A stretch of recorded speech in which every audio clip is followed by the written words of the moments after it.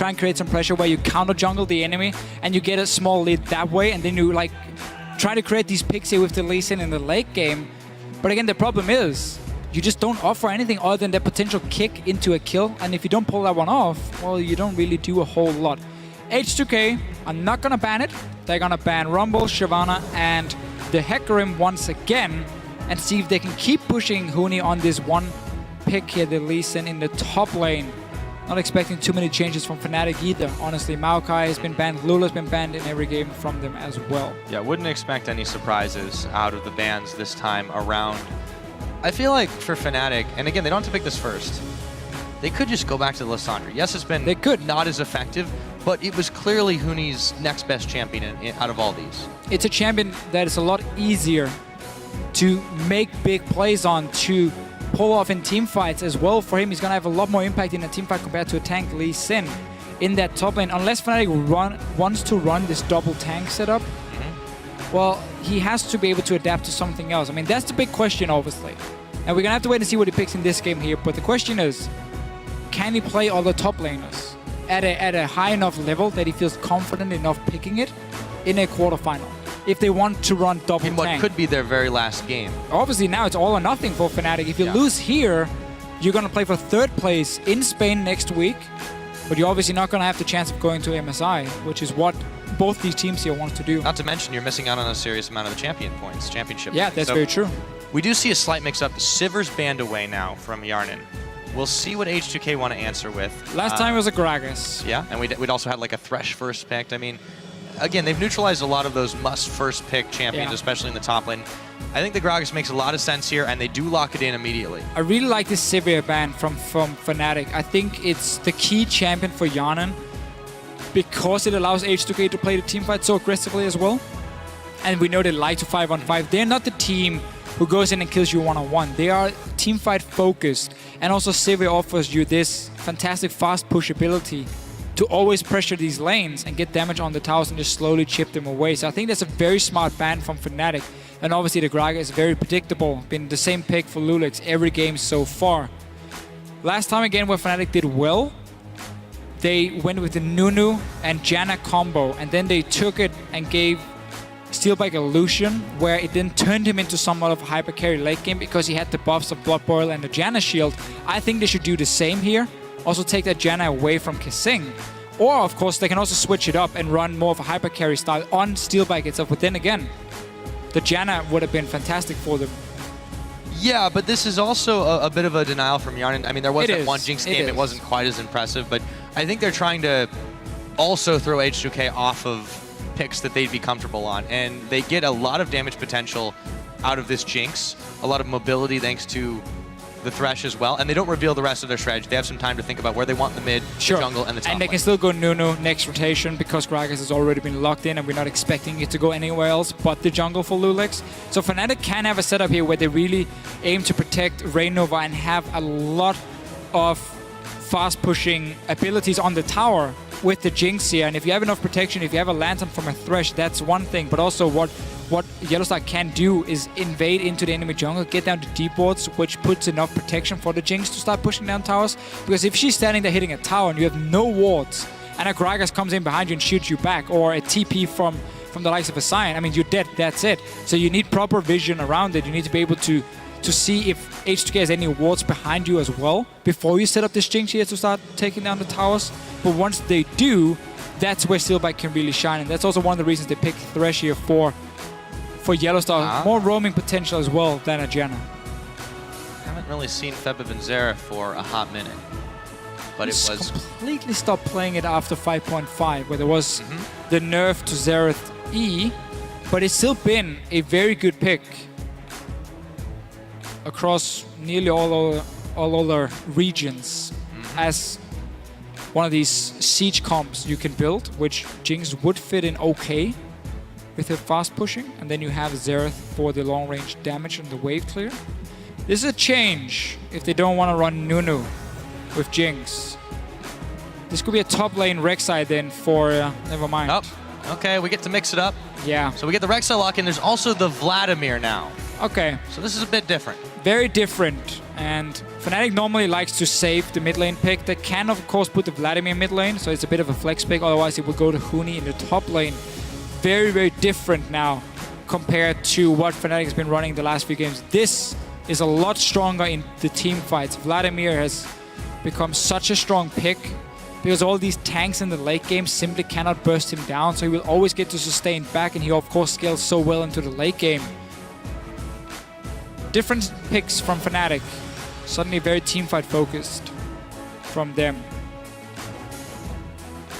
Yeah, this will be a very different style of game from them, and it doesn't rely on a really early snowball either. Yeah. They have a lot of options. I feel like backs against the wall here, that is what they've got to do. H2k now.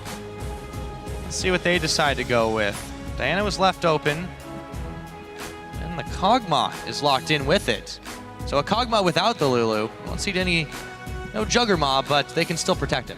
No Janna either, so H2k is running a bit of a strange setup in the sense you have Annie, Sign, Diana who's gonna dive in onto the Jinx in these team fights here, while Yarnan only has Oramna really to peel for him.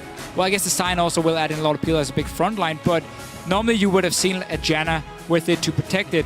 But this is because if you look at the 4 picks from Fnatic, there's no hard engage. There's no hard engage on their side. There's only a tunnel in from a Rek'Sai into a flash to knock up Yarnan. And that's it from Fnatic's side here. So H2k clearly trying to change it up a little bit and saying, we can have people diving onto Fnatic and still have a hyper carry who can match the Jinx in terms of damage late game. And he can sit on his own because there's no engage on the side of Fnatic. It is still a little bit strange. There's nothing to buff him. In this sense, I would much have preferred them. You ran the likes of a Janna, but because they have Diana here as well, you need something that can go in with her. Oh, okay, so we do have a top Rek'Sai. Or wait, I don't. No, wait, hold on a minute. Don't worry. Yeah, Vladimir top lane. Yeah, that's where they're going to send it. Think about this one before here, how H2k couldn't take LeBlanc because Zed was an option, with Vladimir already being locked in, so you had the AP top lane and you could go Zed mid lane.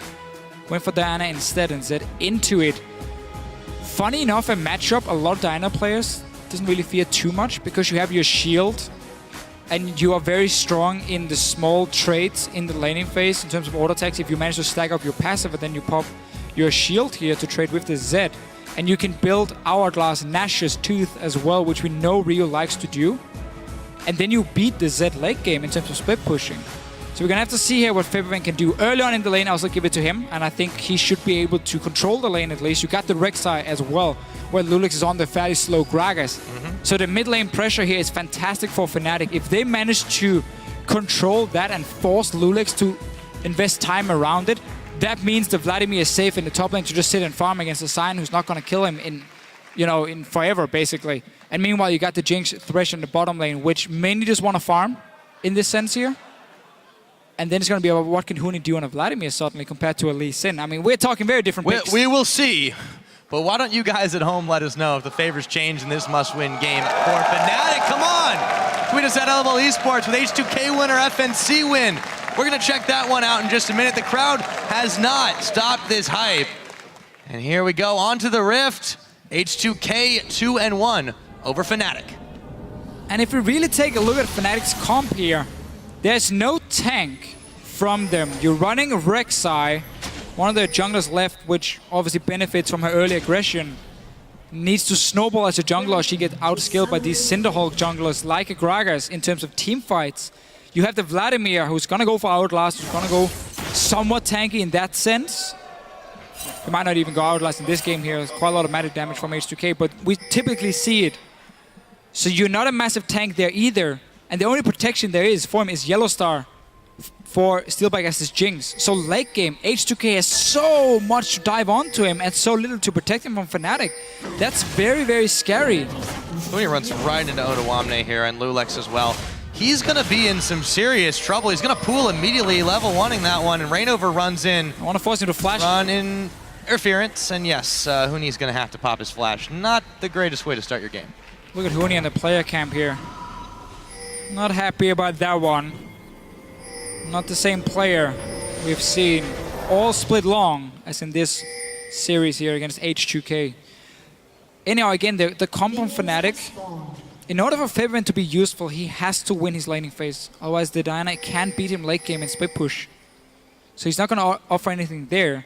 And in terms of late game team fights, while there's not a whole lot of protection for Yanan, the QSS will stop FiBen from killing him, and then suddenly you lose your purpose.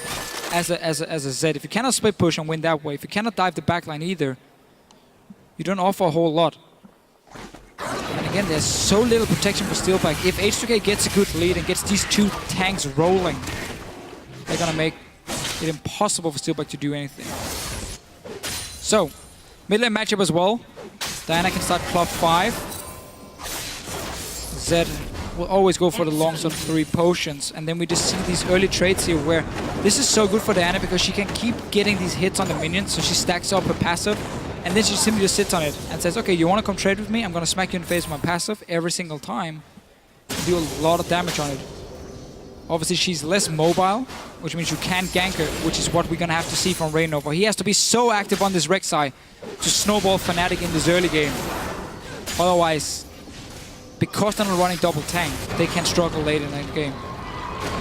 Let's take a look at how the top's going. He's already still taking some damage. Odoamne got that level 2, of course, after clearing the Wolf camp. Sion style. I'm really curious to see how this one goes. He started with the boots. Boots and pots, I believe it's referred to. Boots and pots, it is indeed. Well, Odoamne can push the lane in the early levels where Vladimir doesn't have enough damage to really push it back. Obviously, Vladimir scales so well. You can see it changing already, though. Obviously. Well, Vladimir scales so well with his levels. You gotta get that level 9 for rank 5 of your Q, lower the cooldown and everything, and the sustain you're gonna offer from it. But it's not a lane where Odoamne is gonna be able to do a whole lot in terms of, like, there's no kill pressure really. It's gonna be a bit of a farm fest for him, and we're gonna have to see what the junglers are gonna do instead. We talked about how Raynova has to focus on the mid lane. It's a good way of shutting down Diana. If Diana falls behind, it's so hard for you to do well in fights because you dive in and you're too squishy, you don't have enough damage to really kill anyone. First gank might come in. Raynova is there, so is Lulex. Looking to collapse here. Febiven already making his escape, but Rhea may not be so lucky. Febiven coming right back on forward. Raynova a little bit low in this one, and they both decide to back it out. Close calls once again. Not as close as we may have seen last game, though. Yeah, flash blown from Lulex. He's Agragas. You're not that strong in skirmish. You just offer a whole lot of CC here in the early stages of the game. Now, Raynova is not done. You can see in your minimap, he's staying around this mid lane. They want to try and shut down Ryu early. It is the game plan for them. If Vladimir sits on her own against the Sion, that's fine for them. Just let Huni pick up the farm he can. If Steelback gets a farm lane against Yanan and Kasing on the bottom side as well, that's cool for Fnatic. In this sense, it's the mid lane that has to get the lead. Mid lane indeed. Takes the tool out. They have been at each other's throats down there, but I feel like it's going to be a couple more levels before it really starts to turn deadly. We haven't really talked about the bot lane too much. It's been pushing in H2k's favor. Raynova is going to start favoring it now. And he moves in, sets up the pink ward, make sure he's not sighted. Yarnin. Oh, flash flay and ignite from Yellowstar. That means Kasing and Yarnin could be in some trouble, but all that, the damage really wasn't there. But Kasing is now caught on a line who is also going to have to flash his way over the chomper, so they net themselves about 3 summoners for 2. Yeah, nice little gang from Fnatic, but also well played from H2k. You saw Yanan, he flashed into the minion wave, so the hook from the Yellowstar wouldn't land onto him. Meanwhile, Lulex sees an opportunity to go in for some jungle because Rek'Sai has been spotted on the bottom side of the map as well for him. We'll keep talking about how this mid lane is the important one. Ryu has the wave in the perfect spot for him. He can't really be ganked this close to the lane. Febiven has to overextend a little bit to try and push it into the tower, and you still have a few potions left to sit there with your cloth armor. So he's always going to go for early arm guards once he goes back to base. Lulex now spotted on the top side. Not a whole lot of kill pressure for him in any lane, honestly, on this Gragas. He should just focus on farming early on here, where Reyno is the one who has to make the plays. He might be able to pull it off here. Gets pushed back, though, by Kasing, and there is a stun up as well. Reyno actually quite low, and he has to back away. So once again, H2k fended off this attempt. Lulex continuing to roll through his own jungle. Rainover has to take it back as soon as he clears this one. And the reason Raynova is ganking the bottom lane at the moment is because the mid lane was stuck outside, just outside the tower of Rio. So there was no ganking opportunity for him there. And therefore had to look elsewhere. And he knows he has to make plays on the Rek'Sai, obviously. And he's been doing it 3 ganks already, forced quite a few summoners. Just hasn't been able to pull it off completely and get a kill. Lulix keeps looking for something in his top lane. Against Huni on this Vladimir. Diving is going to be fairly risky. Yep. All in though in the mid lane. Yep, Febivin throws down the death mark, moves in on Rio, but he doesn't have enough damage to polish him off. Meanwhile, Lulix is going to go ahead and back to base. Notice how Febivin wasn't going purely for the kill here. He didn't pop any summoners to try and see how low he could get Rio. Instead, he ulted him to force him back to base, where Rio can now push in the wave beforehand and deny some farm from Rio here. That's why Febivin went for the all-in and didn't use any summoners. Just wanted to force him back to base. Try and control the pace and control the back timings in this mid lane here. Rio will lose just 1 minion. He should be able to return for this cannon here. So not losing a whole lot, and he can now try and push it back the other way and see if he can deny anything from Febivin. Obviously Cutlass as well on the Z here, so you need that for your all-in potential. Always better than Brutalizer when it comes to all-in because of the 100 magic damage you get, and also the lifesteal is super good for you when you have all these traits for farm. Yeah, you could say the same thing about Huni, although it's spell vamp for him. He has been pushed pretty far back on farm up in that top side. He's going to be uncontested for just a moment. But back in mid, yeah, Febivin, he's going to be the one trying to push back this wave now. And seems like it's going to be this way for a little while unless they check into a brush. H2k hanging 3 members deep here, hoping that Febivin starts to wonder. Well, Ryu's already back, so. I really wish Lulix was just sitting and farming. Your lanes have done a fantastic job avoid dying. Yet you're still behind, even though you haven't pulled off any ganks anywhere. You had the one in mid lane, which was counter gank, you had to flash away. You're sitting 20 CS at the moment, 10 CS behind the Rek'Sai. You're gonna outscale her anyway. Work around vision as a jungler then, and sit and farm, and just try and secure your lanes by placing down a few wards so you spot the Rek'Sai. And otherwise, let them play the game they're playing right now. Yannick Kasing has to be very careful though, they cannot overextend here. Greyseeker hits Kasing in the back. Yarnin goes down the ooze, gets caught by the hook. They won't be able to take him in. And once again, H2k do a very good job disengaging. And they're just wasting Reignover's time, who still can just go back and farm though, because Lulix is once again looking for a gank. He's not even level 6 on this Gragas. You want to play like this, pick Nidalee. Yeah, I was a little bit curious here. Has been a bit of misfiring, I think, on all sides. Huni still having a rough time dealing with Odoamne. Kept up in levels at the very least. And he's got his sustain from the Hextech Revolver. Yeah, Odoamne's really been controlling the lane so well, always pushing it in, denying farm from Huni, who's clearly missed quite a lot of CS on the tower as well. But it is one of these lanes. Oh, wow, he stole it. Gets one back. Beautiful steal from him. But again, one of these lanes here, once Vladimir gets level 9, he can really start just sustaining himself in the lane. He can start clearing with the E as well. So he's going to be fine. Obviously, you don't want to fall this far behind. But it's not like Stein is going to have any chance of killing the Vladimir. No, but he can definitely keep him from farming up for quite a while. So as you mentioned earlier, really a no kill pressure lane. But nonetheless, a lane that is going to be a little bit difficult for Huni, and he's definitely not had the greatest best of 5 as he could have so far. Fnatic will need to get his head back in the game if they want to keep their finals dreams alive. Lulix has hit level 6 now. He's looking for another one up in his top lane. Rek'Sai is ready for the counter gank. Ryu, oh, he can jump on. He's gonna try to dash his way out of stage. Oh, the flash too! Nice. And he gets popped for first blood. Febivin gets it all. Gets everything here. Such a nice play from him. Meanwhile, in the top lane. Odoamne, there's the Hemo Plague on him as Reignover helps out Huni. Still not enough damage. Huni going really, really low. Lulix coming in for the counter gank. Will he have enough, however? Reignover pops up. Barrel's gonna slow him down. The body slam not gonna connect thanks to the flash, but they forced the use of it. H2k should be okay with that one. Yeah. Really, really big plays from Febivin in the mid lane. We know Zed is fantastic for him among nearly every single assassin in the game. But him getting this kill is so important. We've said it time and time again. He's the guy who needs to snowball in this matchup here. He needs to be so much stronger than that compared to Ryu, that simply there's no fight to be taken in a split push. And then suddenly the Z can start dictating the pace of the map because he can push down the waves. He can then roam between the lanes, go for potential dives, or even keep killing Ryu in the one-on-ones. So this is such an important pick for Fnatic. And off to a great start. Winning in farm. You now have Brutalize. You're going to go for that last Whisper as well. Super fit on Z already.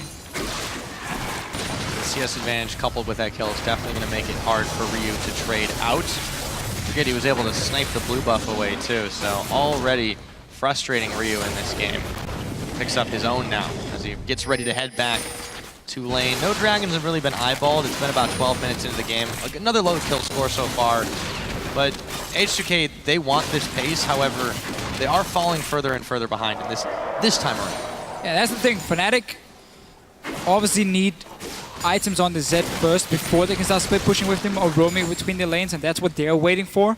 And then we can see Fibrin start simply moving around the map after here, as long as they're doing fine in the other side lanes. Huni is still a little bit too far behind his bottom lane, but they're trying another down. There's the Tibbers as well. Kasing and Yarden both run on to the Flame Chompers as Odoamne teleports in to try and push them all back. He's tanking up all the tower damage. And no one will go down there, but it was a close call once again. Yeah, TP blown now. When he didn't have his, he'd used it back to base beforehand. H2k looking to get this tower down instead. It's what they always like to do around this 12-13 minute mark. You simply make a power play, you invest more members than Fnatic has to defend it, and you just destroy the tower. Now they can either go for a dragon after, or they can decide to reset the whole thing and swap Yana and Kasing to the top side and play against Huni here to get pressure on that tower, and that's how you start aiming for them. But this mid lane is such a big problem. After that kill, Rio's just falling even further behind. Let's see what happens here. Odoamne is going to get juked. Yeah, big time. And the rest of Fnatic are there, so H2k don't take either option. Odoamne could be in some trouble. He's going to be able to walk away. Lulix may not be quite so fortunate as Huni polishes off a tower in the top. So even though H2k were able to get the tower take there, Fnatic answer back, and now they're in the position to start the dragon. Yeah, should be able to pick it up. 2 guys recalling from H2k here. 3 guys now. This is going to be a dragon for Fnatic.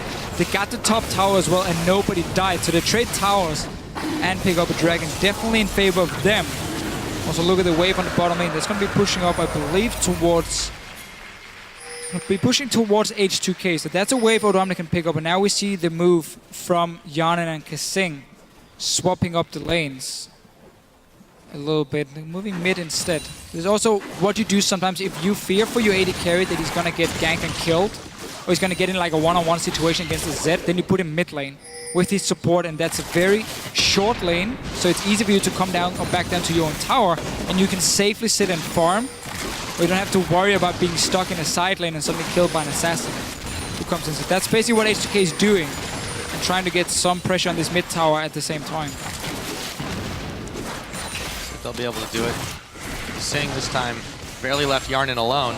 Small wonder with the Kog'Maw, but it does somewhat hinder what we'd seen him doing a lot during the regular split, which was attempting to roam around a lot on this Annie. And H2k, they've definitely changed up their playstyle to adapt to what Fnatic does. I mean, this is one of the reasons why they've been in this situation, despite the first game being anything but ordinary.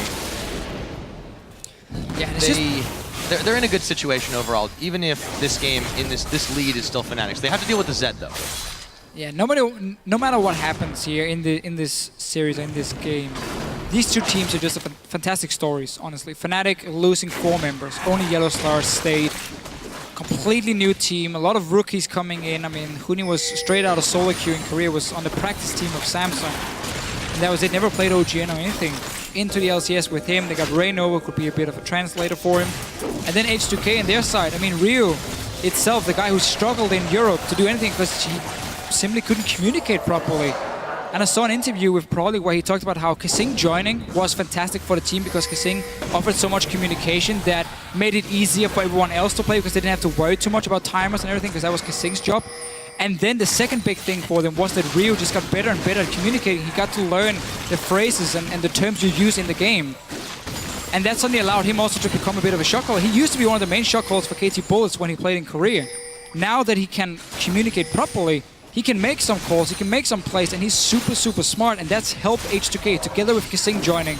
Suddenly everyone just got to the next level in terms of the shot calling for them, which is what they've been playing around so well the last few weeks. Right, and it is really, really interesting when you see the trajectories of the two. You know, one team coming out of the Challenger Series, managing to, you know, get as far as they have and on the cusp of making a finals appearance in their debut split.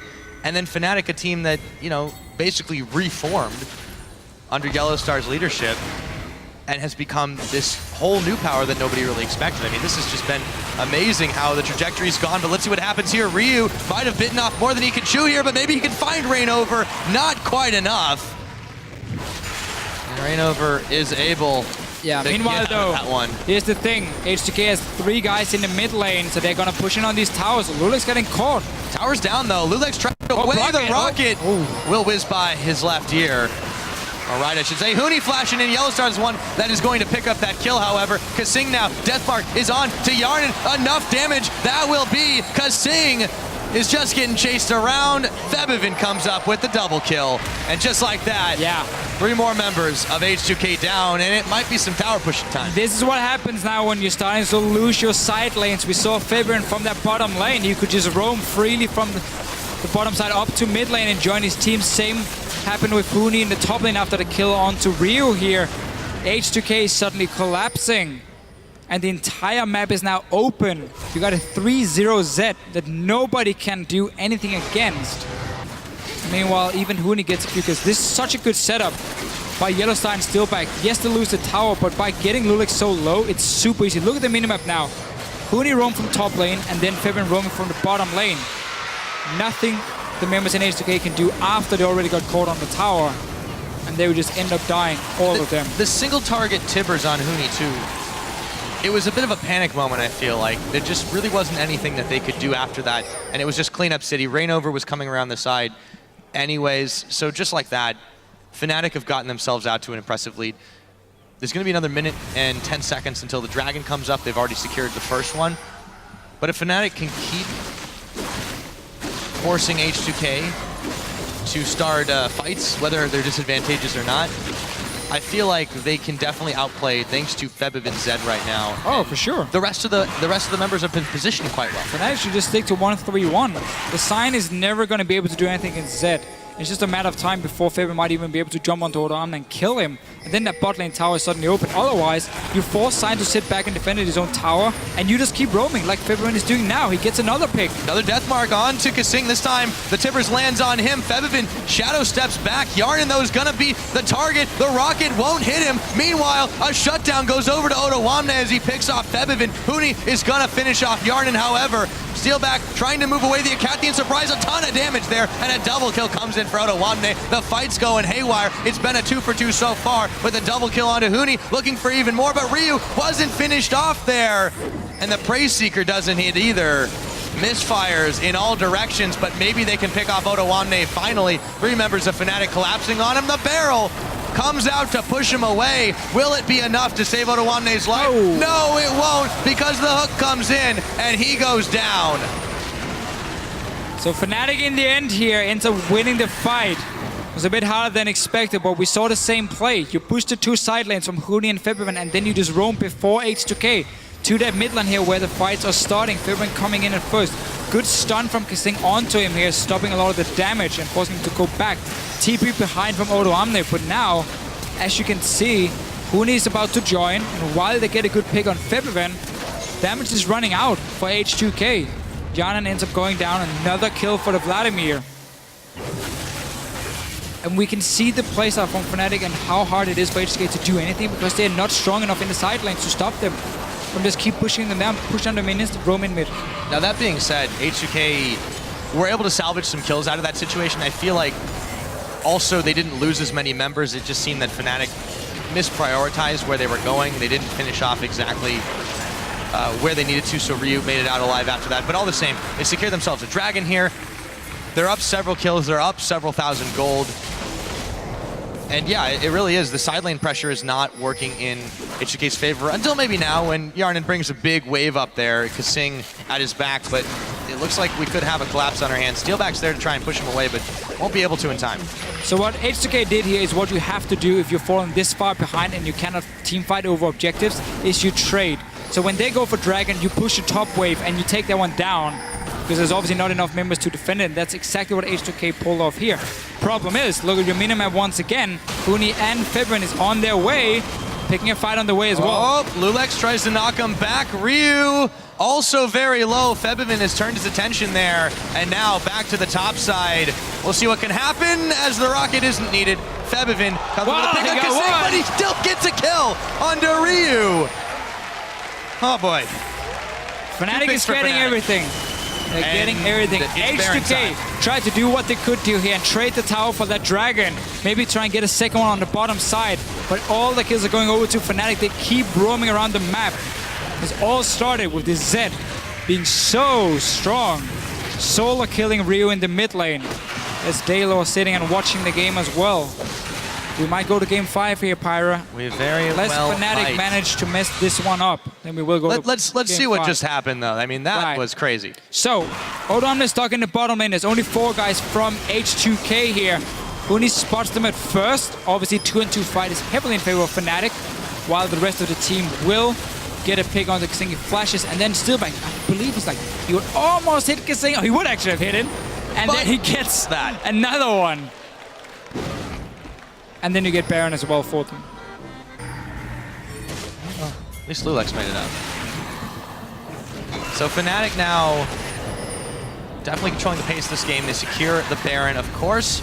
Set their sights on the bottom lane as Odoamne runs back to his inner turret. Should be no sweat for Fnatic to mop this one up. Get excited for Steelback, and they keep on moving. See if they can take another tower. Huni's been getting so many kills here. Despite falling behind in his lane, he's just been able to come down and clean up the fight for himself. Vivian obviously done the same for him. And now you got this Jinx suddenly positioned on a tower where there's no real threat of H2k engaging. And they will just end up dying. It's It's not a full siege comp, but whenever you have a Jinx and a front line, it is by no means a siege comp. Definitely but yes, still you got siege. Jinx. I'll give you that. You have the Jinx to push down towers. I mean, the whole setup for Fnatic is that Febrin is going to kill someone one-on-one, and then H2k has to send down a second guy to defend the lane, and then suddenly the Jinx can move into a tower and start hitting it because there's only 3 guys from H2k on that side of the map. Exactly. They don't need a tanky frontline because they've got so many damage threats that H2k can't go in there safely anyways. Lulex caught on a hook. Odoamne moves forward, but there's a flash out of Steelback. As Fnatic regroups to try and still pick away at this tower. We'll see what they're able to get done. Still got the Baron-empowered minions here.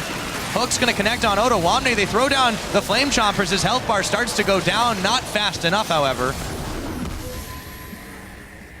And the siege will continue with the Baron-empowered cannon minion.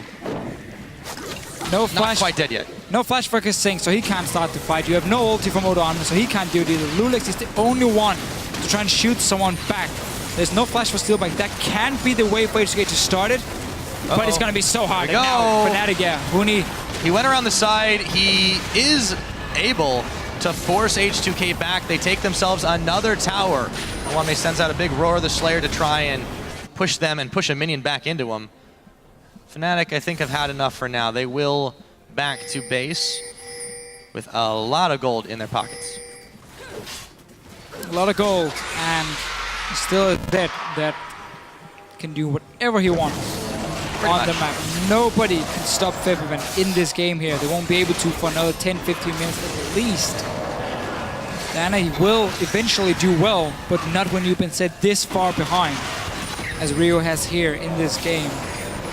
Lulex as well is playing this super weird on the Gragas. Just the early game for him, he kept looking for ganks when he had no lanes to gank properly. Like, you don't have to try and force a play, just farm. And yeah, I mean, he has the Syndol completed, but that's about it. Yeah, well, and he built it on a Hunter's Machete too. It's even stranger if he was trying to go for ganks.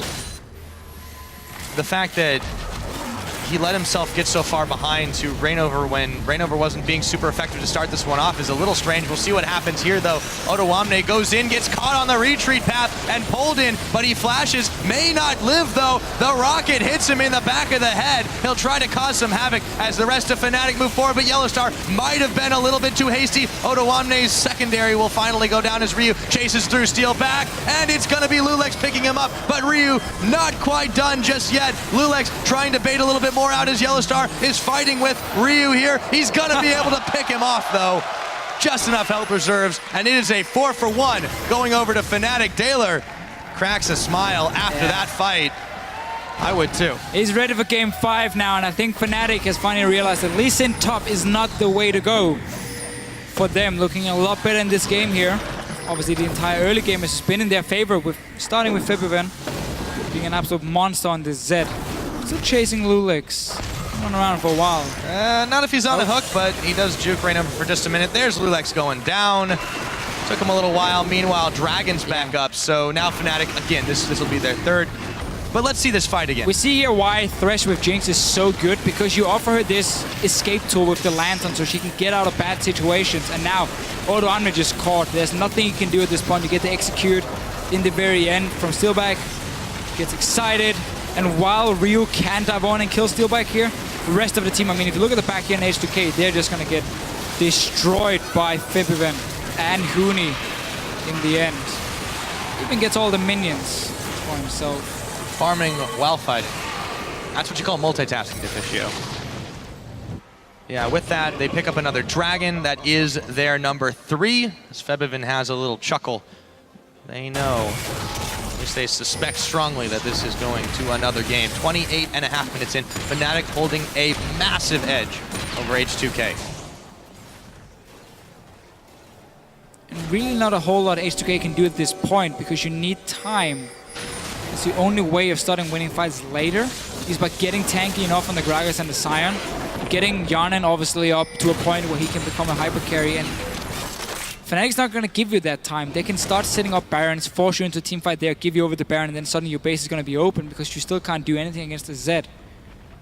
So H2k now has to start deciding, when do we just switch off and discuss what's going to happen in the last game? The all-important one. H2k will be on the red side, Fnatic will be on the blue side. And last time that happened, we had a Nunu first pick from them, from Fnatic side. We saw the Gragas again from Lulex. None of the first picks has been the big ones in this series here. Nobody has had to have one pick. Yarnan. That was super needed, and yeah. I think he was walking in to try and scrying up on the Baron. Now, Baron's still a few seconds away. It looks like that won't be for much longer. Fnatic immediately turned for it as they've scared H2k senseless. They only need 3 members here. They've got enough damage between Steelback and Reignover. Yellowstar is going to pull his way in as well. It's just starting to evaporate very quickly. They've got the split going from Febiven on the bottom side. Yeah, definitely H2k thinking about this next game more than anything else. We'll see how that one does go, but for now, it continues. They've got a Baron buff. Febiven actually cancels his back here. He still turns around because he sees the many members of H2k coming up through the lane. Game was very even in the early game until Febiven got that 1 kill. That was really what started the whole snowball, because suddenly Fnatic were forcing plays in other lanes, and with that play H2k made in the bottom side where they teleported down with Odoamne to take the tower, Huni got a lot of farm, got a tower in the top lane as well from it, and suddenly these outer turrets just started falling, and H2k ran out of options and were forced into fights by Fnatic.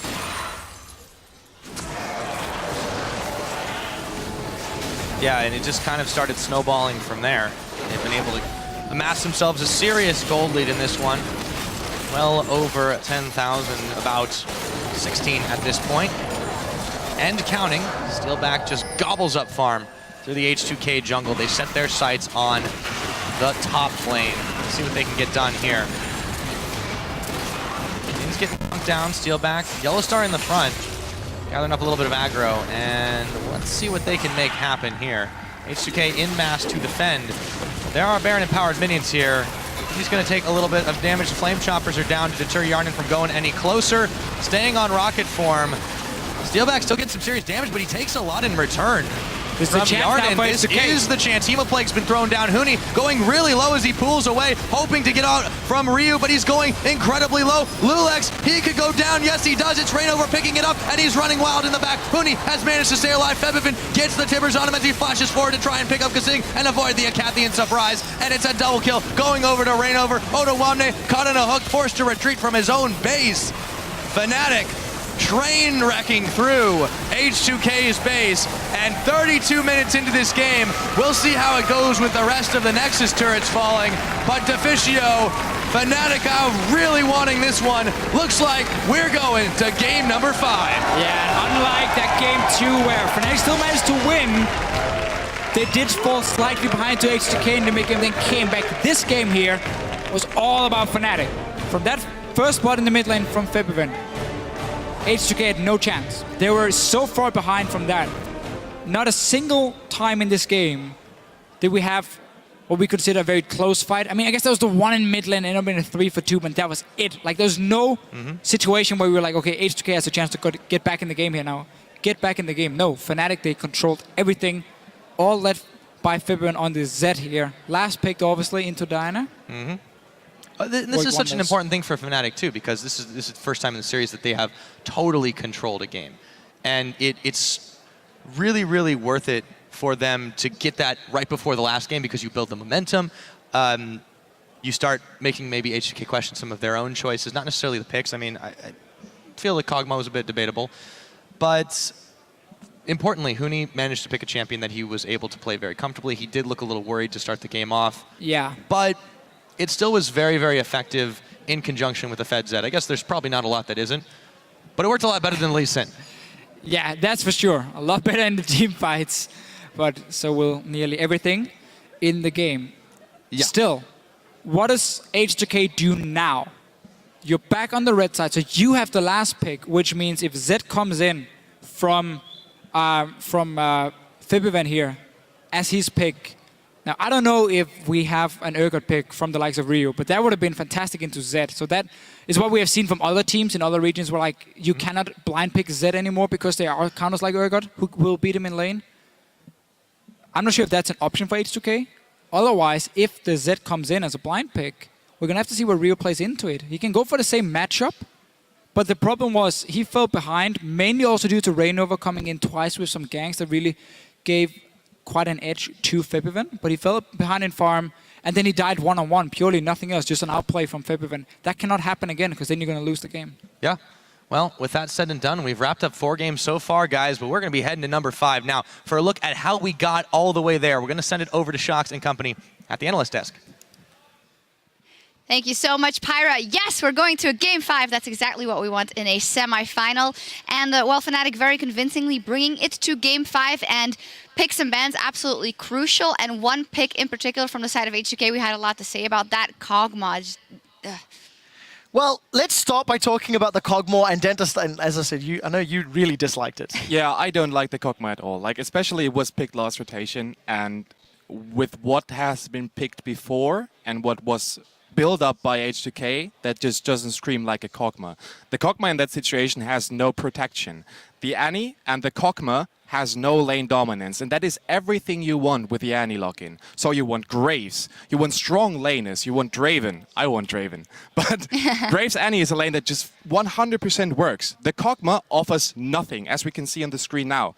We have Zed, we have Huni on Vladimir, we have Rek'Sai, we have the Thresh. Whoever gets onto that Kog'Maw will kill him. If they make a pick on Kog'Maw, that guy is dead, and they have no protection whatsoever coming in for the Kog'Maw. Yeah, especially when you look at the rest of the comp. Everything wants to dive in. There is nothing holding Kog'Maw's hand.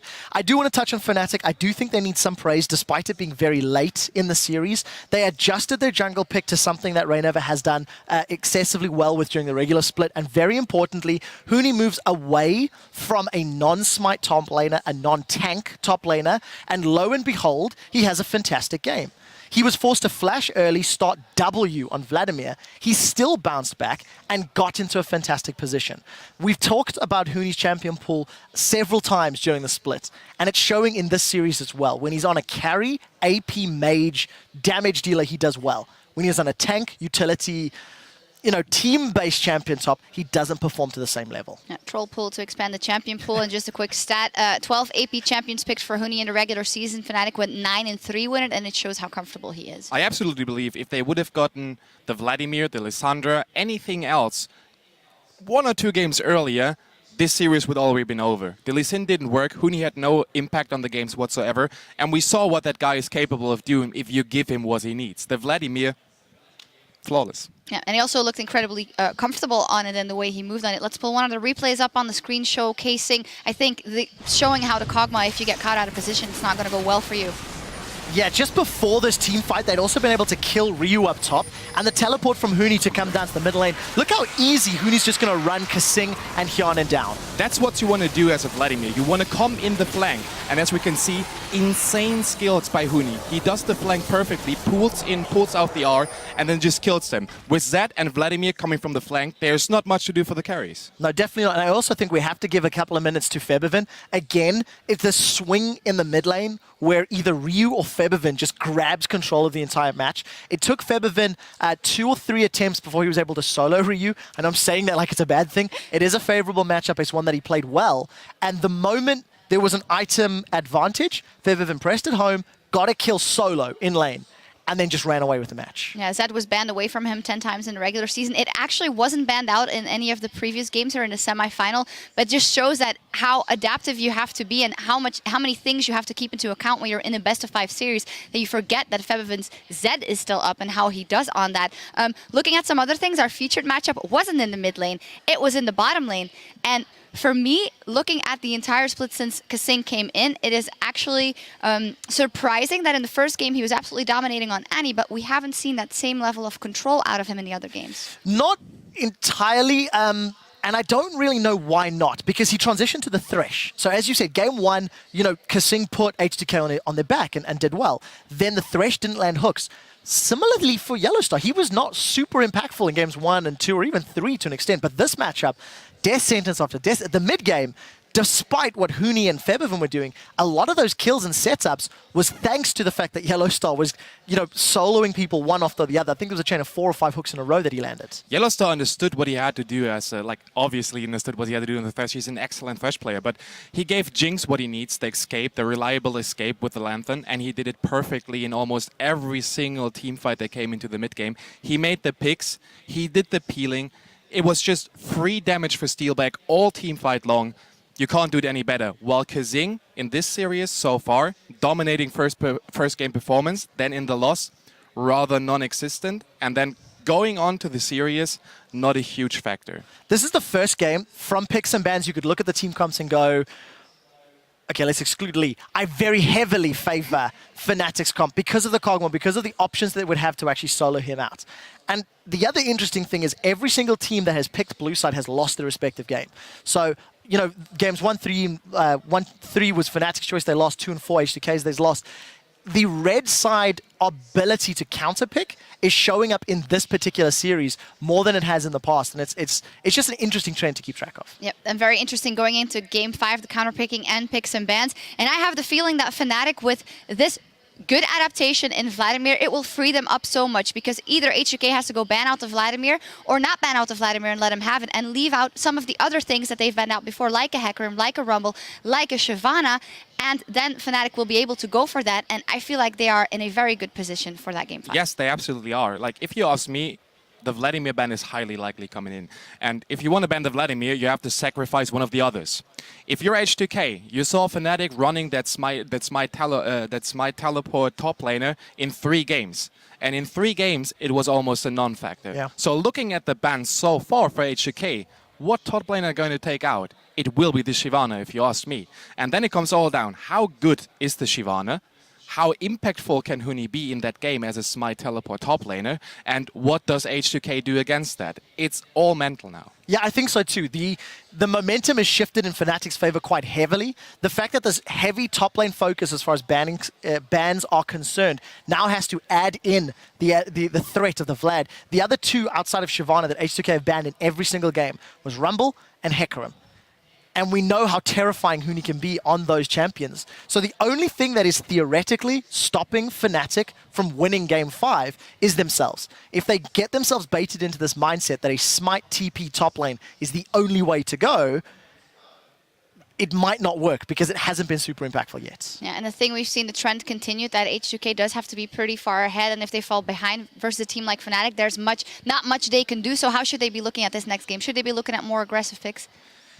It's really tough, right? Because the average game time of this entire series is 33 minutes and 59 seconds. It's 34 minutes, which tells you a couple of things. The teams are very good at closing the match out. Whichever team gets ahead finishes it. They don't dawdle. They don't run to 40, 50 minutes and give their opponents a chance to come back. Secondarily to that, the team that gets ahead early wins. So by 10 or 20 minutes on the clock, whichever team has a lead, according to our last 4 games, is going to close this one out. Just as a quick aside, I think Fnatic's got the momentum. I think Fnatic are in a stronger position based on how the strats have gone out. And also Ryu has brought the curse with him. When he was playing KT Bullets in the old OGN, he would go 2-0 up and then lose the subsequent 3 games. They went 2-1 up and now they're losing subsequent. So history may be repeating itself. I want to see the clash of the early game teams. I want to see Fnatic versus H2k, as I know. No Smite teleport, please. No Kog'Maw that scales into the late game. I want to see early game aggression all over the place, and I want to see a game closing out at 30 minutes with a better team winning. I think it's going to be Fnatic. They have the momentum. They have everything what they need, and they are very stable when it comes to their mentality. So I give it to Fnatic. Yeah, what did we always used to say? Everyone fights everyone, and in the end, Fnatic wins or gets to the finals. We'll see what happens. It all comes down to Game 5. The winner goes to the Spring Finals, and the loser can only hope for 3rd place at best. Don't go anywhere. We'll be right back. Couple mechanical misplays, but decision making, we're doing really, really good shot calls. So it's like, how's like the energy? Are you guys like level excitement? It's fine, I think. Yeah, because it's been showing. You guys are doing really, really good calls. Ryu, oh, he can jump on. In. He's gonna try to dash his way out of stage. Oh, the flash too. Nice. He gets popped for first blood. Huni flashing in. Yellowstar is one that is going to pick up that kill, however. Nice. Really nice. Steel back, trying to move away the Acathian surprise, a ton of damage there, and a double kill comes in for Otawamne. The fight's going haywire. Not quite done just yet. Lulex trying to bait a little bit more out as Yellowstar is fighting with Ryu here. He's gonna be able to pick him off though. And 32 minutes into this game, Fnatic are really wanting this one. Looks like we're going to game number 5.